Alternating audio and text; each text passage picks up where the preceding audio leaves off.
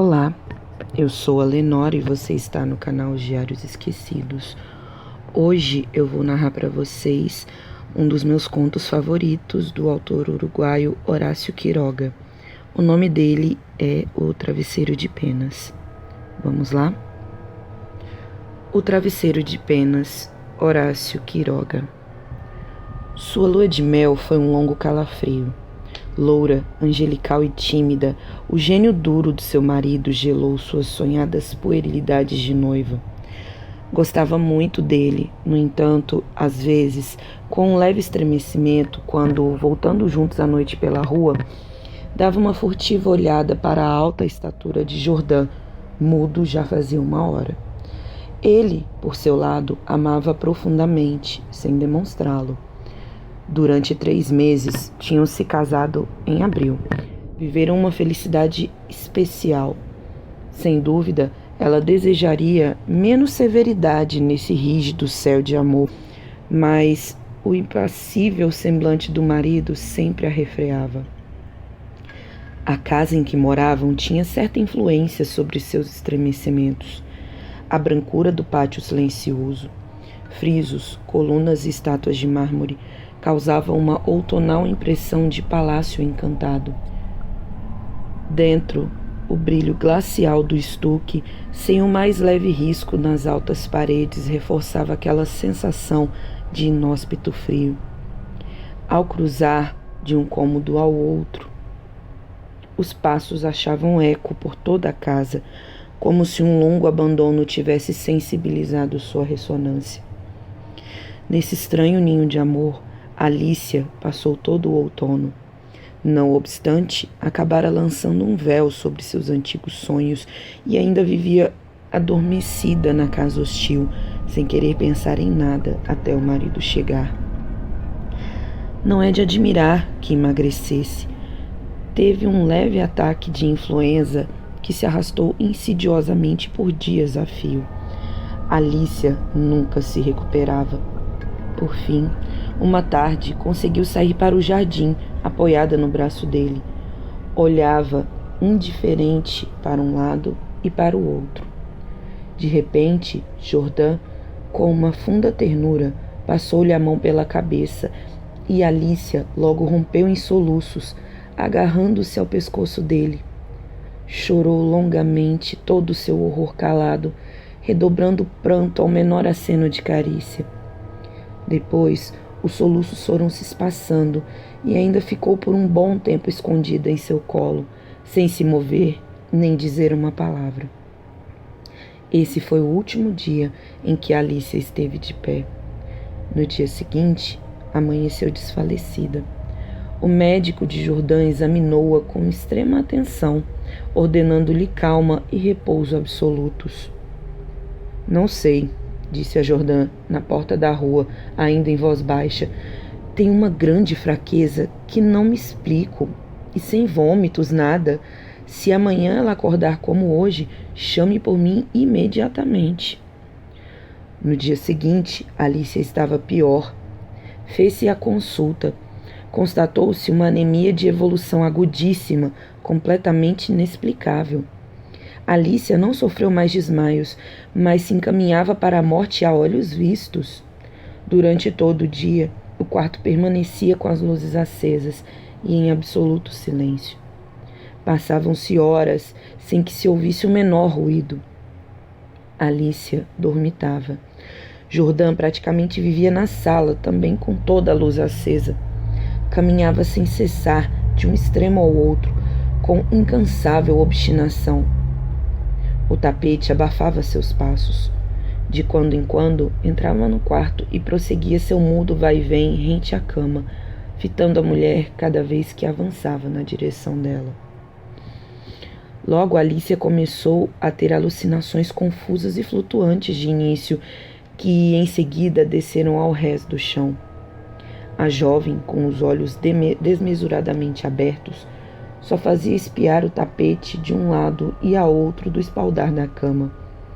Uma noite, de repente, fixou a vista longamente.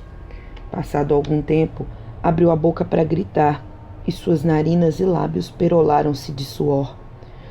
Jordã! Jordã! Clamou, enrijecida de espanto, sem deixar de fitar o tapete. Jordã correu para o quarto e, ao vê-lo aparecer, Alicia soltou um berro de horror. Sou eu, Alicia, sou eu! Alicia olhou com espanto, olhou para o tapete, voltou a olhar para Jordã e, depois de longo tempo de estupefata confrontação, sossegou. Sorriu e tomou a mão do marido entre as dela, acariciando-a trêmula. Entre as suas alucinações mais renitentes, houve um artropóide apoiado no tapete sobre os dedos com os olhos cravados nela. Os médicos voltaram inutilmente. Havia ali, diante deles, uma vida que se acabava, dessangrando-se dia após dia, hora após hora, sem saberem absolutamente como. Na última consulta, Alicia jazia em estupor enquanto eles a examinavam, passando o pulso inerte de um para o outro. Observaram-na em silêncio por longo tempo e se reuniram na sala de jantar. Fez o médico, encolhendo os ombros com desalento. É um caso sério, há pouco a se fazer.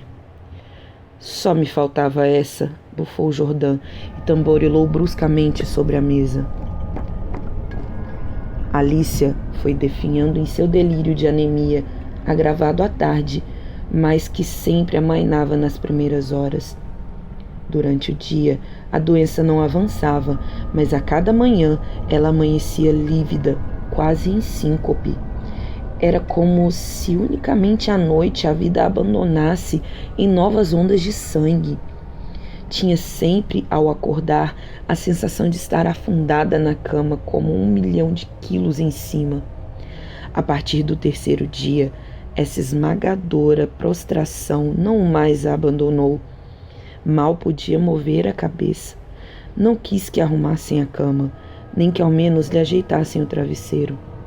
Seus terrores crepusculares avançaram sob a forma de monstros que se arrastavam até a cama e escalavam laboriosamente pela colcha. Logo perdeu a consciência.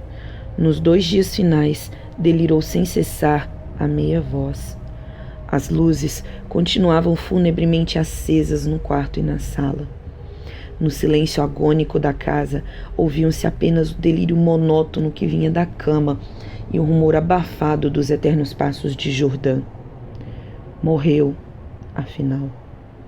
A criada que entrou depois para desfazer a cama, agora solitária, fitou o travesseiro, estranhada. Senhor, chamou por Jordã em voz baixa, o travesseiro tem manchas que parecem de sangue. Jordã aproximou-se rapidamente e curvou-se por seu turno. De fato, sobre a fronha, em ambos os lados da depressão deixada pela cabeça de Alicia, viam-se manchinhas escuras. Parecem picadas, murmurou a criada, depois de algum tempo de imóvel observação. Coloque-o perto da luz, disse-lhe Jordã. A criada o levantou, mas em seguida o deixou cair e ficou olhando para ele, lívida e trêmula. Sem saber por quê, Jordã sentiu os cabelos arrepiarem. Que houve? Murmurou com a voz rouca. Está muito pesado, articulou a criada, sem parar de tremer. Jordã o levantou. Pesava extraordinariamente. Saíram com ele e sobre a mesa da sala de jantar, Jordã cortou a fronha e o forro de um só golpe. As penas superiores voaram e a criada soltou um grito de horror com a boca escancarada, levando as mãos crispadas aos bandós. Sobre o fundo, entre as penas, movendo lentamente as patas peludas, havia um bicho monstruoso, uma bola viva e viscosa. Estava tão inchado que mal se via sua boca. Noite após noite, desde que Alicia caíra de cama, aplicara sorrateiramente a boca, ou melhor, a tromba, nas têmporas dela, chupando-lhe o sangue. A picada era quase imperceptível.